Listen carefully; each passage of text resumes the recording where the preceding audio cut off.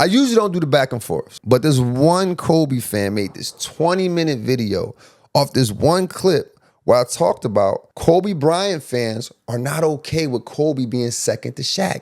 And I said, it's okay to be second to Shaq. He got tender about it.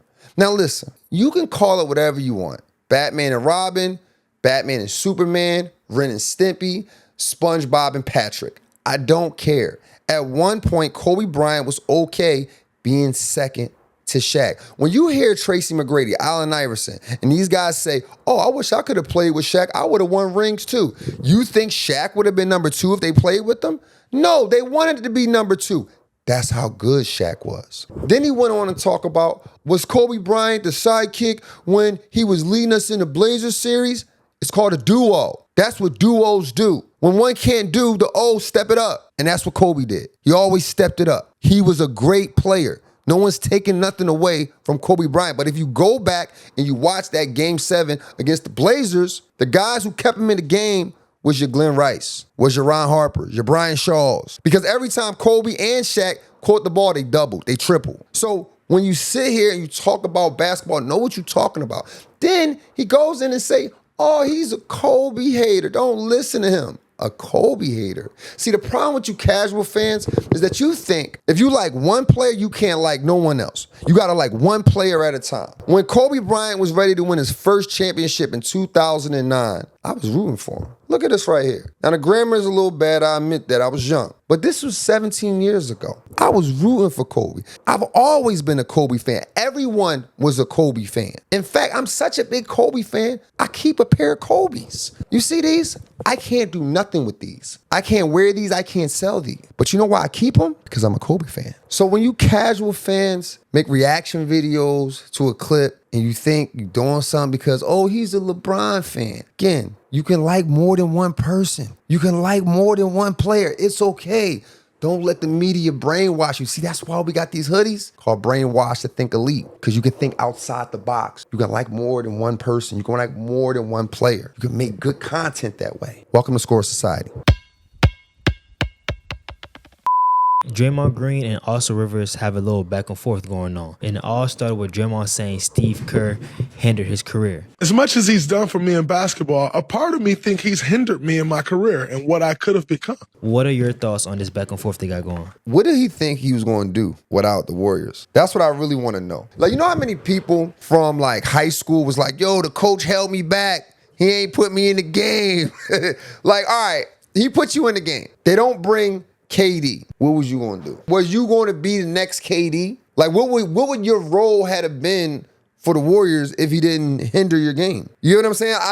I think good coaches save players from themselves. I think roles are important. While everyone in the league can hit a three, while everyone in the league can dribble, while everyone in the league can pass, maybe not to his level, but everyone can do something really good in the NBA. I'm pretty sure Danny Green can dribble more than he did for the Spurs, more than he did for the Raptors. But his role helped him excel. His role made him memorable. His role helped him get a championship. And that's the most important part at that level. So when Draymond Green does come out and say, oh man, I think the coach held me back. What held you back from what? 25-point scorer? You would have been a triple-double guy, 25, 10, and 12? You would have been better than Clay? You would have been better than Curry? You would have been better than Durant? Because when you say that, it just sounds like phantom stuff to the public who's seen the game. Now, I'm not taking nothing away from Draymond because I can't. I didn't play in the NBA. I didn't do what he did. But when I hear stuff like that, I automatically think to myself, hold you back from what? Welcome to Score Society. Why do you think people can't decide who the GOAT is? Because they don't know how to pick it. There's so many debates about skills. His skills was this. Like, let's be real. It's not really about the skills. Like, you don't think Kobe could have did the things Jordan was doing. Like, you don't think LeBron couldn't hit tough shots. Like, even after you see him hit tough shots. Maybe that wasn't the makeup of his game, but we've seen it. We've seen the fadeaways. We've seen him hit tough shots. We've seen him go off for 23 points straight and close out. We've seen all those things. Same thing through Kobe, same thing through Jordan. The reason why people can't decide who the GOAT is, because they don't understand. They're not arguing skills. They're arguing a story.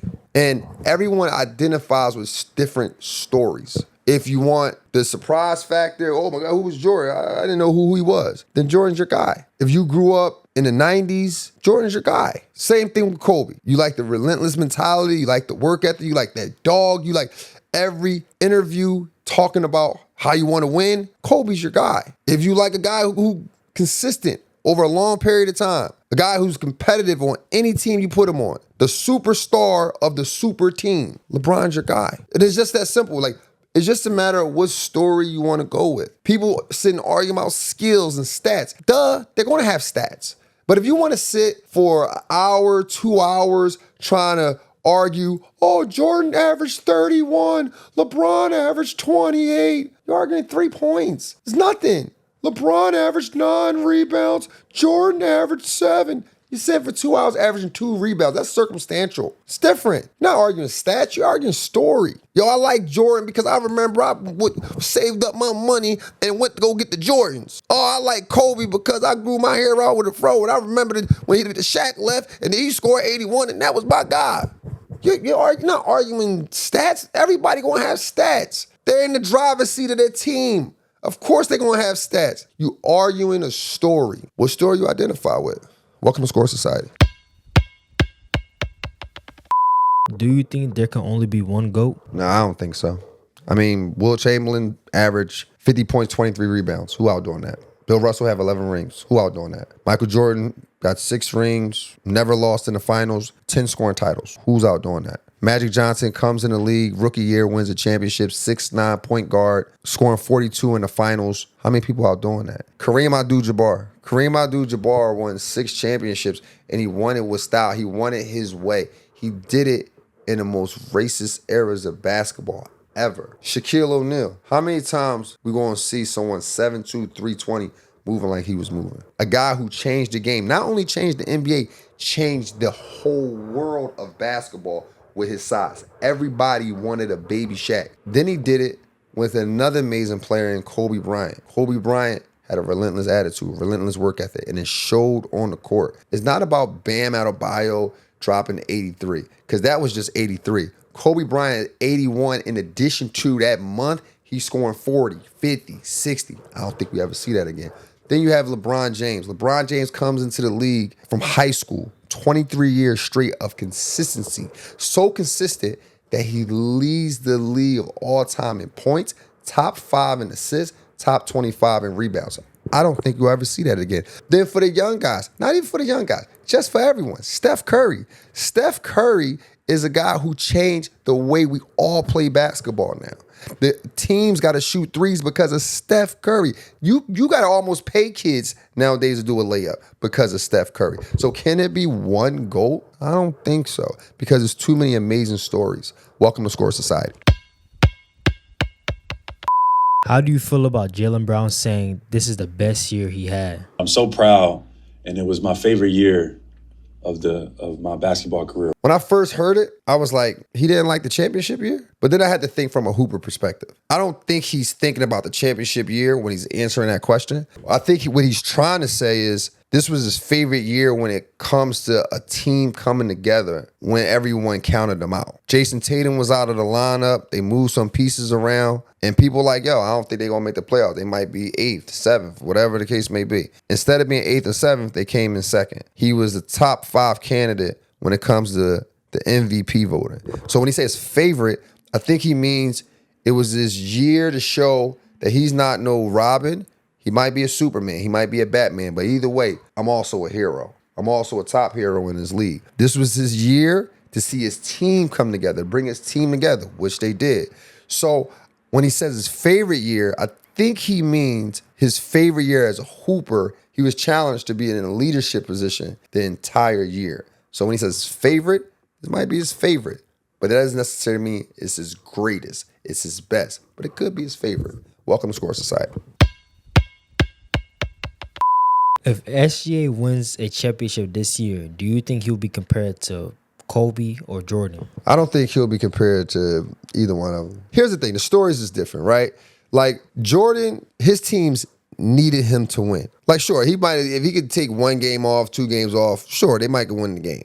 But at the end of the day, you didn't see a Jordan team win a collective games without him. Same thing with Kobe when Shaq left. Those teams without Shaq, and it was just Kobe and Paul Gasol, those teams needed Kobe. SJ teams need him too, but there was a period of the season where his team was still winning basketball games. That's a good team. That's a good system. That's a good flow. Kobe and Jordan didn't have that. I don't think anyone ever compared his legacy to those guys. Maybe his skill set to those guys, but legacy and skills is two different things. So I think he's going to create his own story, though. I think he's going to be the GOAT for the younger kids. I think he's going to be great for the younger kids. But no, I don't think you compare him to Kobe and Jordan, because Kobe and Jordan didn't have the same luxury as he did. Welcome to Score Society. The LeBron hate is manufactured, bro. It's such a manufactured hate. Like, you got people who still mad about 2011. You got people who still mad that he chose to take control of his career. You got people mad that he just went off script. I have friends who literally be like, oh, you a LeBron fan. As if you can't be a fan and no one else. I got a friend who was like, yo, how you rooting for the Sixers and LeBron? That's the problem with you LeBron fans. Y'all don't know how to stick with one team. I'm from Philly. I'm always rooting for the home team. I grew up seeing people struggle in Philly. I grew up in the inner city. I know the city is lit when we win. So I'm always root for the Sixers. But even if that wasn't the case, at what point can't you be a fan of a player and not be a fan of other teams? It's just like manufactured. Listen, I'm okay with people saying Michael Jordan is better. I'm okay with that. I can have a conversation with you. If Michael Jordan's year one and LeBron is year two, then cool. But I don't really want to have debates about it, because at that point, it's just preference. He's your one, the other guy's your two. So it means there's something about the one you like that the number two didn't have, and that's okay. That's perfectly fine. But the hate that he gets is just manufactured, man. Just enjoy the man's game. He did a great job all throughout his career. It might not be the job that you want to identify with, and that's fine. But the manufactured hate for LeBron is just wild for me, man. Welcome to Score Society. Somebody sent me this post. It was Bron, Jordan, and Kobe and their field goals attempts for their career. Now, here's the issue that I have with stats and casual fans. We all know the shots were different, though, right? Like, we all understood that all three players can score 30 points a game at some capacity of their career. We all understand that, right? But we also understood the way Kobe played and Jordan played was different from each other. Like, Kobe forced more shots. For Jordan, the ball went through him most of the time to score, so he had to shoot over more people, or he shot it in more difficult situations. LeBron is a faster player, so he's on a fast break, so some of his shots came from that. He's a stronger player, so some of his shots come off of rebounds. He gets to the basket more than both of those guys, so some of his shots are layups. So yes, the stats show 22, 19, 19, but we all saw three different styles of play. Each player had their own difficulties. Did LeBron shoot bad shots? Absolutely. But that wasn't the makeup of his game. When people shot over 2 to 3 guys at the park, they yell out Kobe. When you faded away, you yelled out Jordan, because that was their shots. There is no shot you shoot and yell out Bron. Welcome to Score Society. What's next for the Denver Nuggets after losing the first round of the playoffs? They definitely need to get rid of guys. You can't come back next year with the same group and believing that they're going to play better. They had the same group for the last 2 years. They keep switching 1 or 2 guys out. It's time to get some new faces. I don't say they blow it up. They keep Jamal Murray. He is an all-star. They keep Jokic. But Aaron Gordon is a really good player, but he's not always serviceable. He wasn't serviceable throughout the year. He wasn't serviceable in the playoffs. Might be time to move on. Tim Hardaway Jr., good shooter when he wants to be, but he doesn't play no D, so he a 3 guy.